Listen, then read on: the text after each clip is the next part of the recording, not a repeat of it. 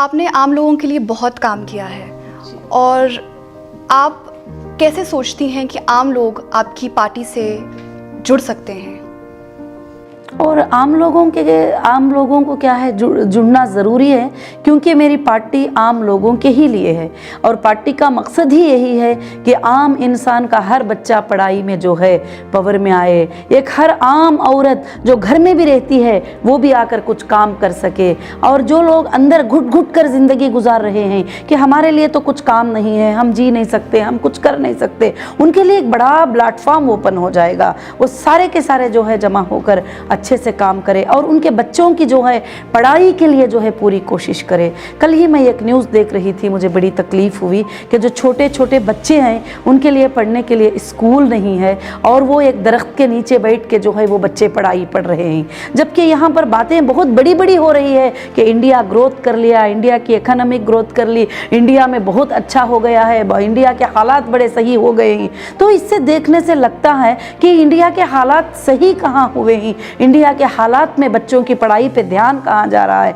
और बच्चों की जो पढ़ाई होती है, यहाँ तक कि स्कूल में बच्चों को पानी पीने का भी अरेंजमेंट नहीं है और बच्चों को स्कूल में सही बाथरूम के अरेंजमेंट नहीं है। तो इंशाअल्लाह जब हम रूलिंग में इंशाअल्लाह आएंगे तो ये सारी चीज़ों पे ध्यान रखेंगे और हर चीज़ को चेक करेंगे। सबसे पहली कोशिश होगी कि हमारे भारत के बच्चों की पढ़ाई आसानी के साथ हो, सहूलत के साथ हो और सिक्योरिटीज़ के साथ हो। कहीं पर बच्चों को बाथरूम में मार दिया जाता है, कहीं पर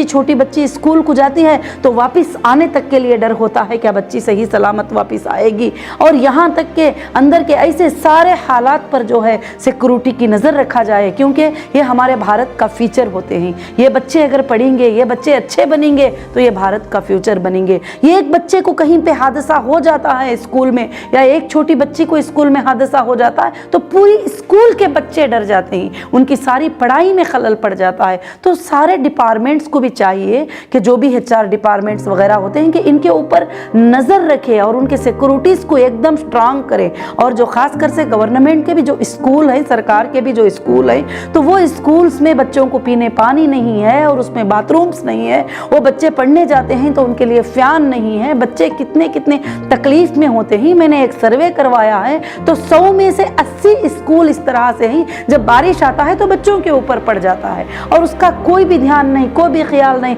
और खाली मीडिया में आके कहते हैं कि भारत बहुत ग्रोथ कर लिया है, भारत बहुत अच्छा ऊंचाई के ऊपर आ गया है। मुझे ये सारे मुद्दों के ऊपर नज़र है कि इंशाअल्लाह ये सारे चीज़ों पे फोकस रखेगी, हमारे कमिटीज़ रहेंगे, इनके सर्वे करेंगे और ये बात सरकार तक पहुँचाएंगे भी और सरकार से ये बिल्लें पास भी कराएंगे कि सबसे पहले अपने बच्चों के स्कूल सही हो जाएँ, उनके सिक्योरिटी सही हो जाए, गवर्नमेंट खुद सिक्योरिटीज़ उधर प्रोवाइड करें और ख़ासकर से जो है टीचर्स को वगैरह सारे बच्चों का ख्याल रखने के लिए, ध्यान रखने के लिए कहे। मैं देख रही थी न्यूज़ में, छोटे बच्चे कहते हैं कि हम सुबह में आके बैठे और हमारे पास कोई टीचर नहीं है पढ़ाने के लिए,